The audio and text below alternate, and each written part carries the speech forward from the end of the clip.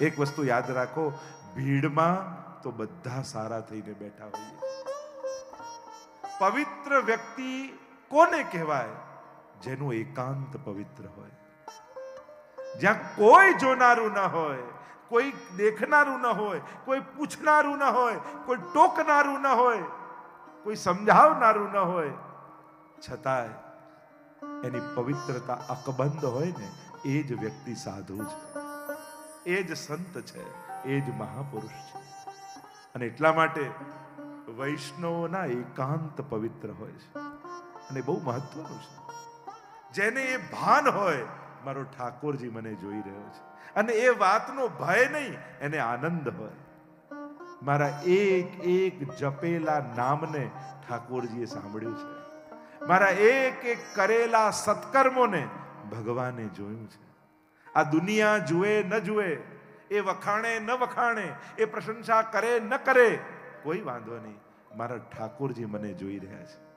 જો ઉપરણું મળે તો આભાર માનજો કે ઠાકોરજી આશીર્વાદ મોકલાયા. કદાચ લિસ્ટમાં તમારું નામ ભૂલાઈ જાય તો એ દુઃખી ન થતા, મનમાં આનંદ કરજો, ઠાકોરજીએ મારી સેવા પોતાની પાસે રાખી લીધી, કોઈની આગળ છતી ન થવા દીધી. આ ભાવ સમજણ સારી હોય ને તો વિપરીત સંજોગોમાં પણ આનંદમાં રહી શકાય. પણ સમજણ જ નબળી હોય ને તો સારા પ્રસંગોમાં પણ માણસ દુઃખી થઈને ઘરે પાછો આવતો હોય.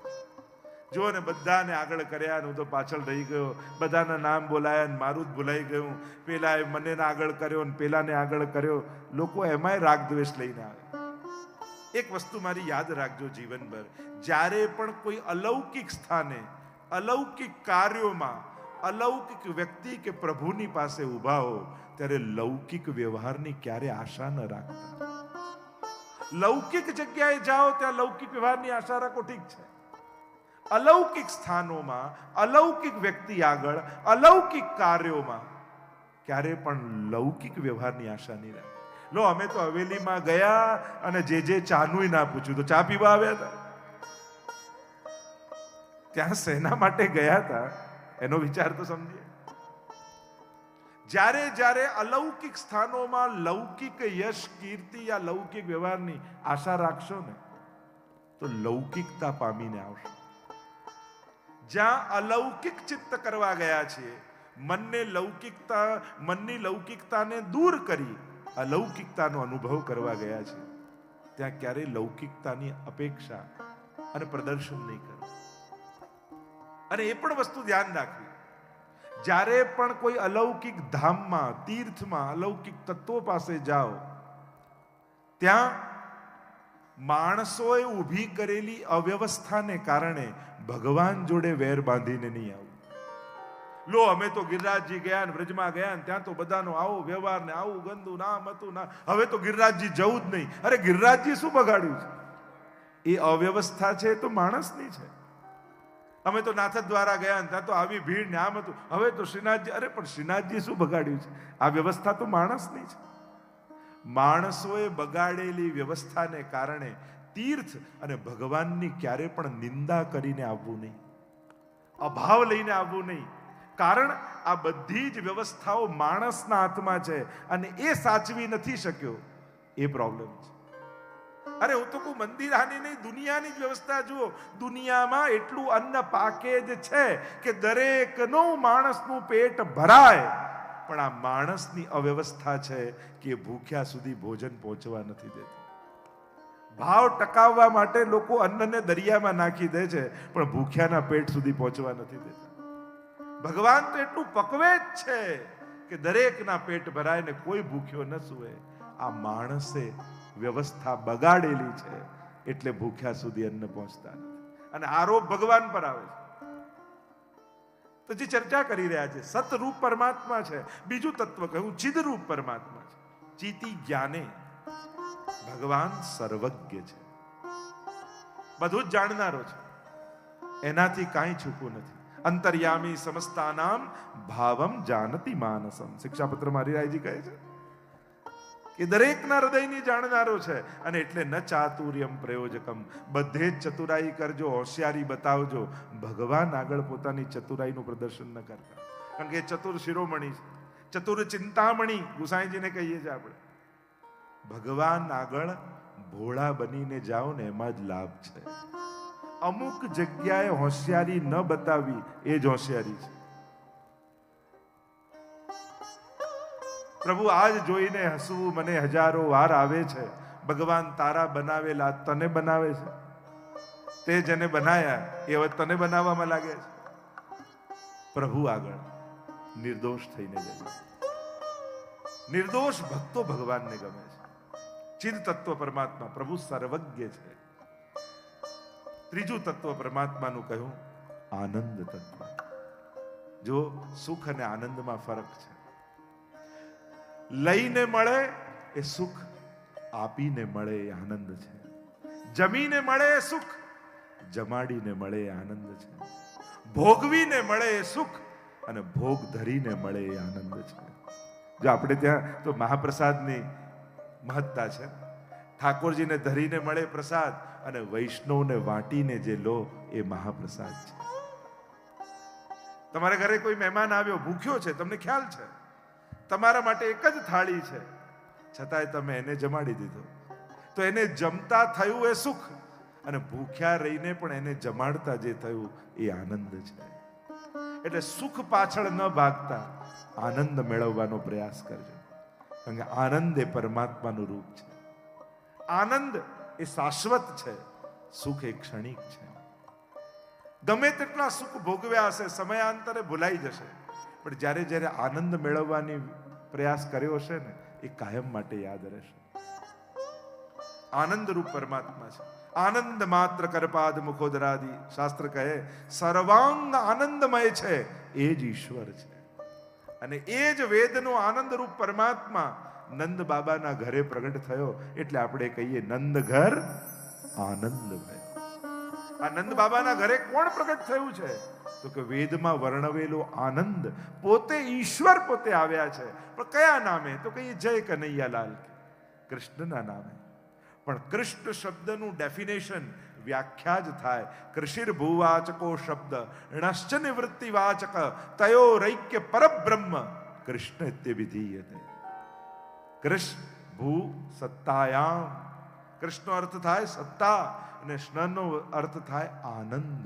એટલે કે જે સદાનંદ છે એ જ કૃષ્ણ છે.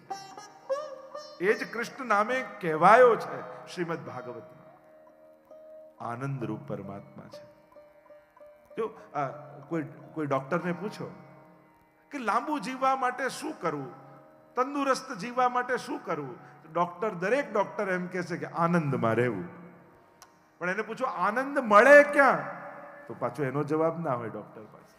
આ તો ભાગવત કથામાં આવો, ચોથો દિવસ આવે અને જ્યારે નંદ મહોત્સવ થાય ત્યારે ખબર પડે કે નંદ ઘર આનંદ ભયો, જય કનૈયા લાલ કી, નંદ ઘર આનંદ ભયો, જય કનૈયા લાલ કી. આનંદ ક્યાં છે?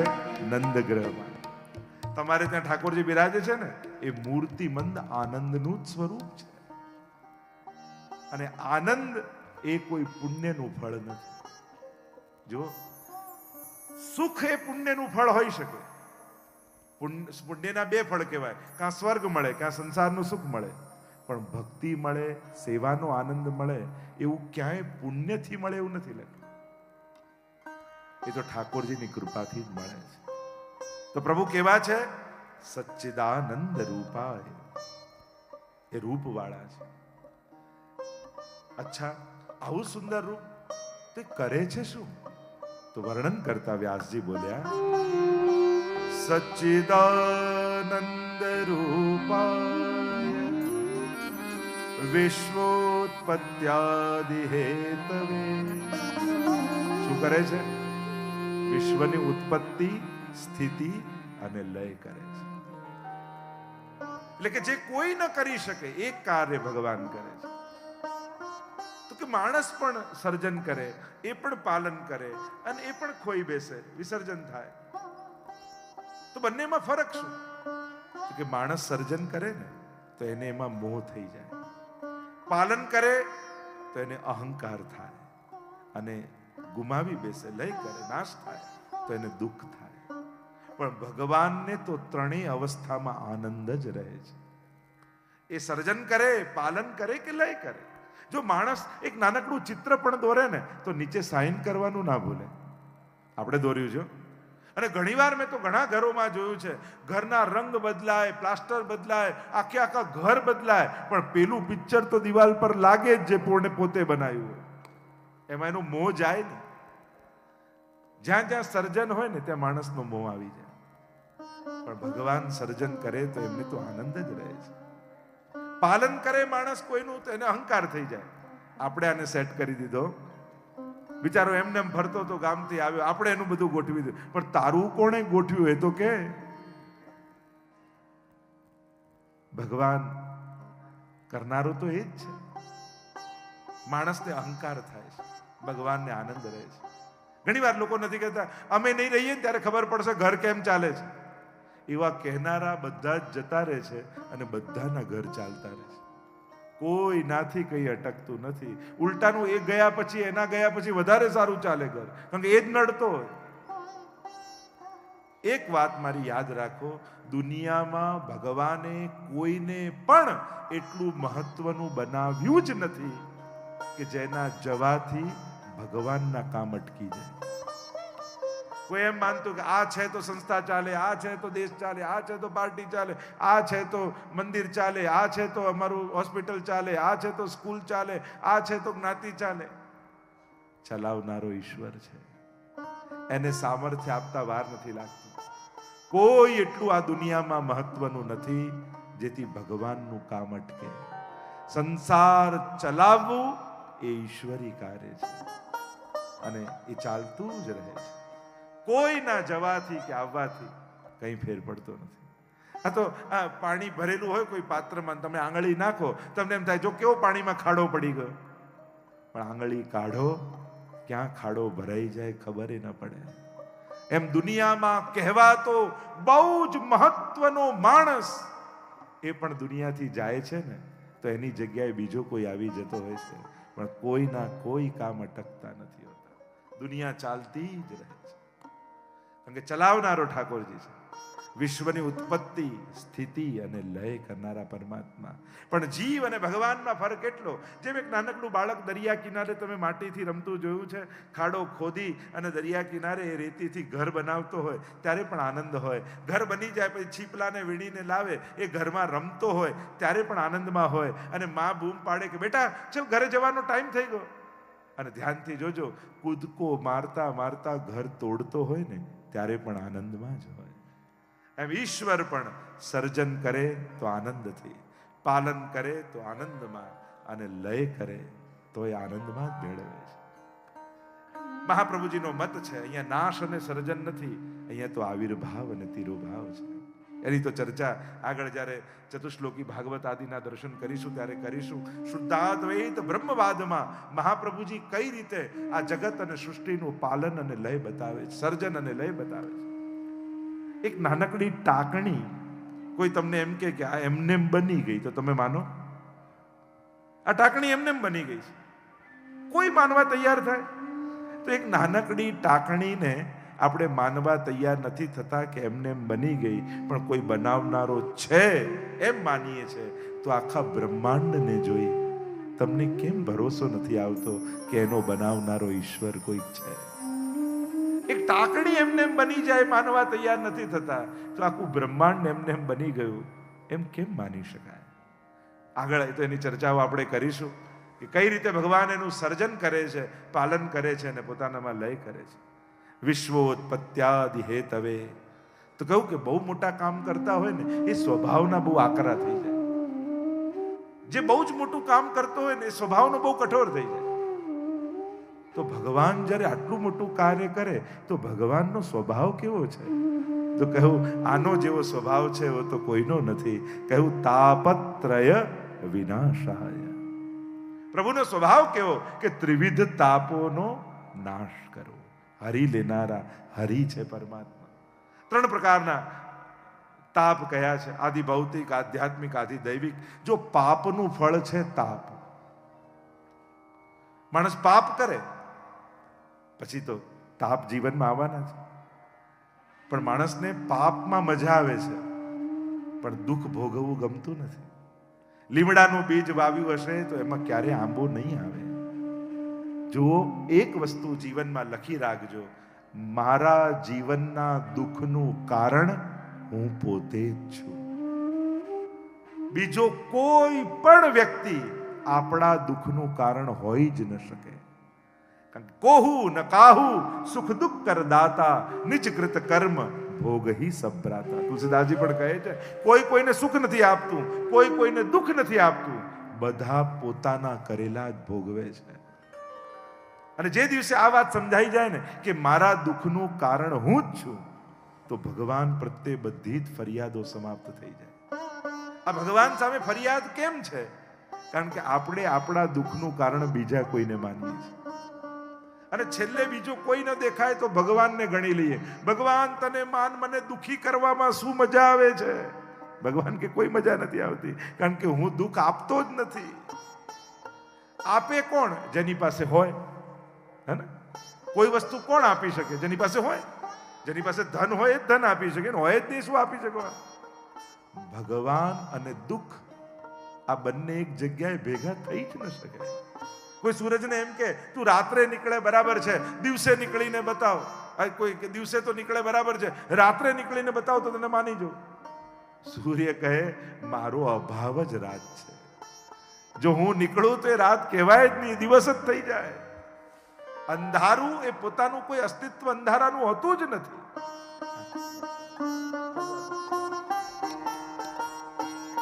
બોલો ગોવર્ધન નાથ વલ્લભાધીશ કી જય. પૂજ્ય ચરણોને તાળીઓથી આપણે વધાવીએ. આપ શ્રી આપનો કિંમતી સમય કાઢીને આપણી આ દિવ્ય સત્સંગ મહોત્સવમાં પધાર્યા અને હીરપરા પરિવારને આશીર્વાદ પ્રાપ્ત થયા, તો આપનો ખૂબ ખૂબ આભાર આપણે દર્શિત કરીએ. અને નિત્ય આપ આપણા કથામાં પધારે એવી વિનંતી સાથે આપ શ્રી વિદાય થઈ રહ્યા છે. બોલો ગોવર્ધન નાથ કી જય, કૃષ્ણ કનૈયા લાલ કી જય, શ્યામ સુંદર શ્રી અમને મહારાણી કી જય. તો જે ચર્ચા કરી રહ્યા છે, સૂર્યનો અભાવ જ રાત છે, એમ જ ભગવાનનો અભાવ જ દુઃખ છે. ભગવાન ક્યારે કોઈને દુઃખ આપતા જ નથી, કારણ કે એમની પાસે છે જ નહીં, હોઈ જ ન શકે. ભગવાન તો આનંદની મૂર્તિ છે. દુઃખ તો માણસ પોતાના કર્મોથી ઊભા કરે છે. એટલે ક્યારે પણ એમ નહીં કેવું કે ભગવાન દુઃખ આપે છે. ભગવાન આપી જ ન શકે. અને આ દુઃખનું મૂળ કારણ શું છે? ઘણી બધી ચર્ચાઓ છે, આગળ જેમ જેમ સમય જતો હશે એમ કરતા જઈશું. સાચા દુઃખનું અજ્ઞાન એ જ દુઃખનું કારણ છે. જે દિવસે સાચા દુઃખનું ભાન થશે ને, એ દિવસે મનના બધા જ દુઃખો સમાપ્ત થઈ જશે. અને સાચું દુઃખ કયું છે? ભગવાન કૃષ્ણથી વિખૂટા પડે હજારો જન્મોનો અંતરાય થઈ ગયો છે. અને હૃદયમાં તાપ ક્લેશનો આનંદ જેને તિરોધાન થયો છે, એવો હું જીવ. એ આનંદ રૂપ પરમાત્મા હૃદયમાં બિરાજતો અંશ રૂપેનું તિરોધાન છે. અને ભગવાન તે વિખૂટા પડે હજારો જન્મોનો અંતરાય, જ્યારે આત્માના દુઃખનું ભાન થશે ને કે ભગવાન તે વિખૂટા પડે કેટલા જન્મો થઈ ગયા, હવે ક્યારે એની પ્રાપ્તિ થશે? આત્માના દુઃખનું ભાન થશે, એક જ ક્ષણે મનના દુઃખો સમાપ્ત થઈ જશે. કારણ કે આ મનના દુઃખો તો કલ્પિત છે. અને જે ક્ષણે આત્માના દુઃખનું ભગવાનથી વિછડ્યા હોવાનું, વિખૂટા પડ્યાના દુઃખનું ભાન થશે, ત્યારે સંસારને પામવાની કામનાઓ જ સમાપ્ત થઈ જશે. એટલા માટે ભગવાનથી સુખ માંગો નહીં, ભગવાનને જ સુખ માનો.